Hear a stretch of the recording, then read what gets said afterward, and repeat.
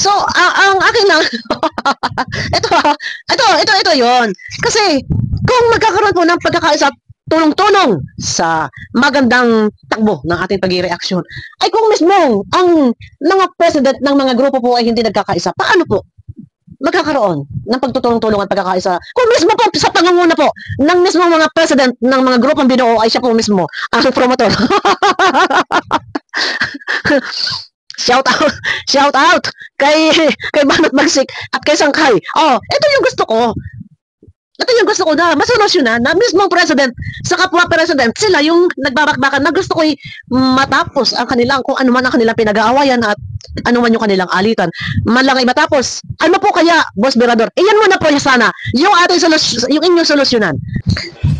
Ayan, muli nagbabalik po yung lingkod sa magandang gabi, isang magandang araw po sa ating lahat at ang appointed president ng mga reaktor, Berador. Yan, at naglapag na po o nag-announce na siya, yan na. Patungkol sa mga rules. Ayan. Pero parang nakukulangan po ata ako. Ano po? Ito ay rules na pangkalahatan ng mga reaktor. Ito po ba kaya ay susundin? Ano po, ilang taon na, matagal na may mga reaktor. Pero harinawa sana sa pamumuno ni Berador bilang presidente ng mga reaktor ay magkaroon ng kapayapaan at ng katahimikan. Kita-kita ko guys yung taghihawat ko. Ayan, para akong Bombay. Ano yung merong ano dito? Ayan. So may paririnig ako na video clip. Ito ay likha ni Berador. Suportahan po natin si Berador guys. At yung gustong makapanood po ng kabuuan video, pwede nyo naman pupuntahan sa kanyang YouTube channel. Ayan. So ayan na, mawalang galang sa appointed president ng mga reaktor. Berador, gagamit muna ako. At siguro kung meron tayo may sasuggest, pwede naman po mag-comment yung ibang mga viewers kung meron kayong mga gustong mangyari. Nang sa ganun, makarating po dito sa kinaukulan o sa pwesto, ano po, na makarating sa may katungkulan. Ayan, kay Berador. At baka sakaling yung inyong may sasuggest ay makakabuti at kayo naman po yung mga viewers, sila naman yung lagi nandyan na madalas nakakapanood na nakikita nila yung mga galawan ng mga reaktor. Ano po? So ito na. Pakiclick muna ng thumbs up guys, nang sa ganun ay suwak sa panlasa po ni YouTube. Lagi ko naman sinasabi. Pakiclick na rin po ng bell. Ayan. Yan po ang sasabihin ko sa inyo. Yun po yung talagang ano nila. Kasi mga baguhan pa po sila. At kadalasan yung karepa yan, yung karepa reactor. Makipagbakbakan. At dito po sa Kalingap mga kaibigan. So hindi sanay makipagbakbakan yung mga nasa karepa.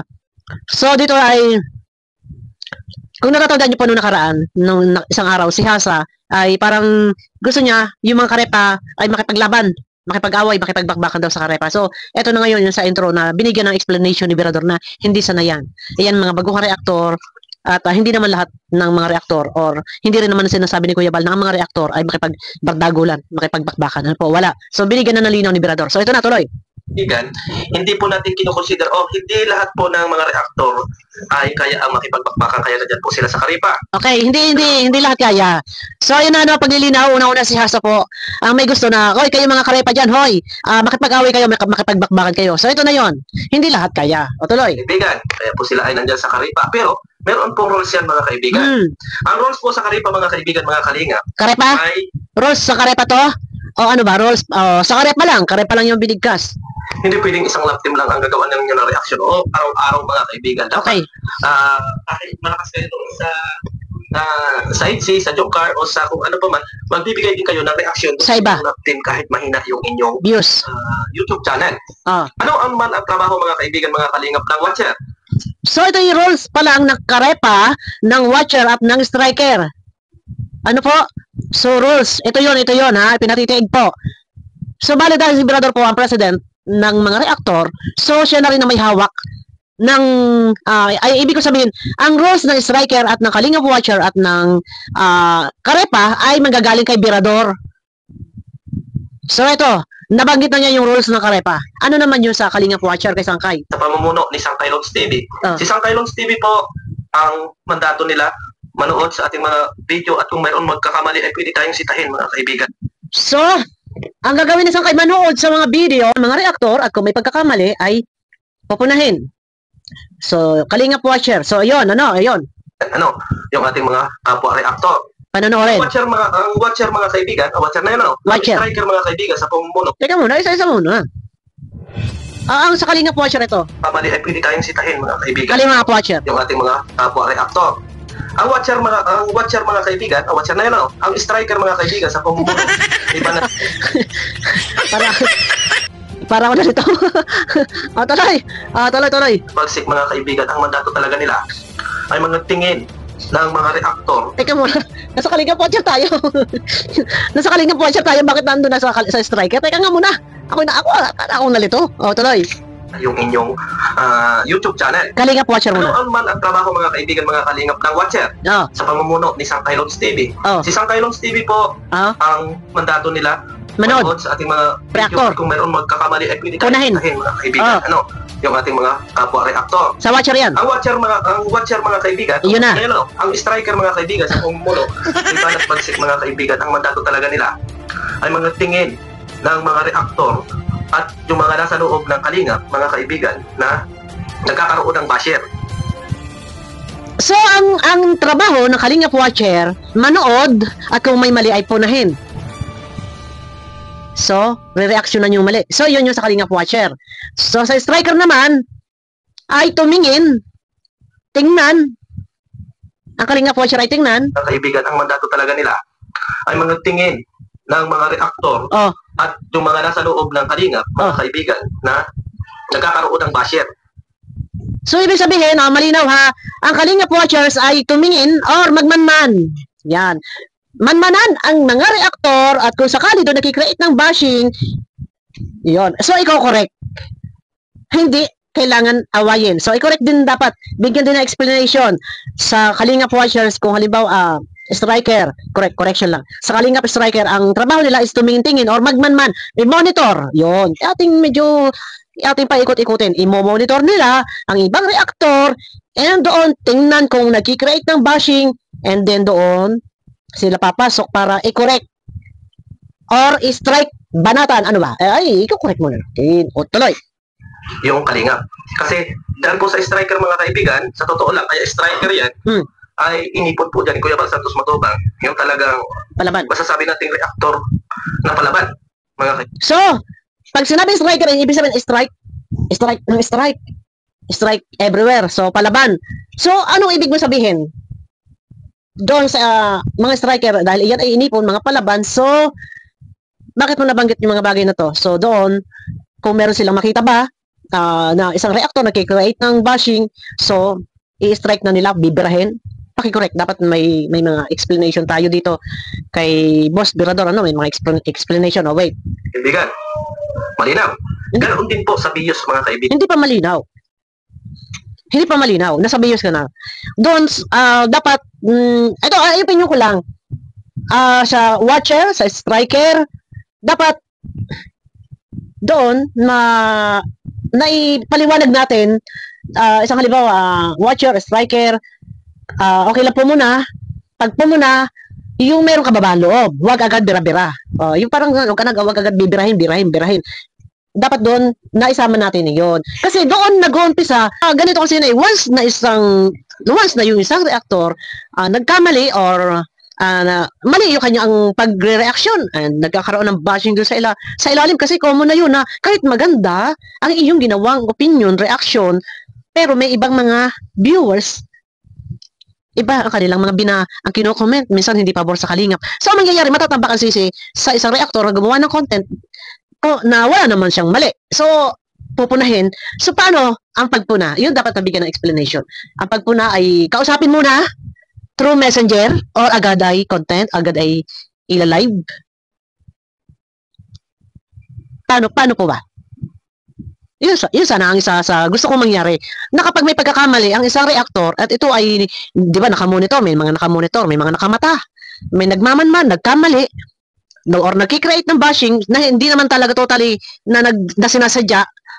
Kumbaga, relate, tawag ito, nagkataon, hindi naman gusto ng isang reactor na gano'n ang mangyayari.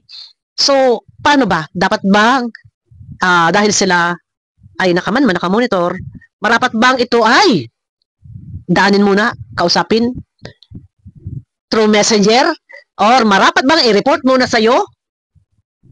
Yun, medyo kulang tayo sa paglilinaw. Para may kaliwanagan ba?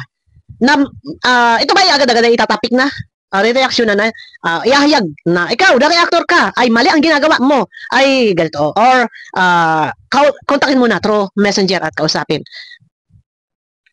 So, yun maganda, mabigyan ng konting paglilinaw. Paano ang paraan ng pagdidisiplina sa isang reactor na lumabis? Kausapin ba through messenger o reaksyonan or agad-agad ultimatum? Babanatan. So, yun. Ang gusto ko mangyari doon, may mga pamamaraan. Paano sila kakausapin. Yun lang ang aking ano. So, sa BIOS naman, ito na, nasa BIOS na. So, ang BIOS, malinaw.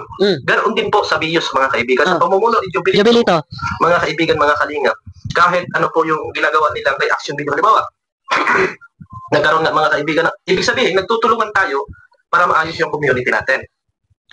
So dito, hindi ko na anuhan ito. Ito, stop na ako dyan sa video ni Birador. Yung mga gusto makapanood po, pwede nyo puntahan sa kanyang YouTube channel para mapanood nyo po yung kabuuang video. So ito na, ang huling narinig natin, yung pagkakaroon ng pakikipagtulungan, pakikipagtulungan para maisaayos, maganda yung daloy, smooth yung daloy ng galawan ng mga reaktor, yung pag-reaction. So yun yung huli kong narinig.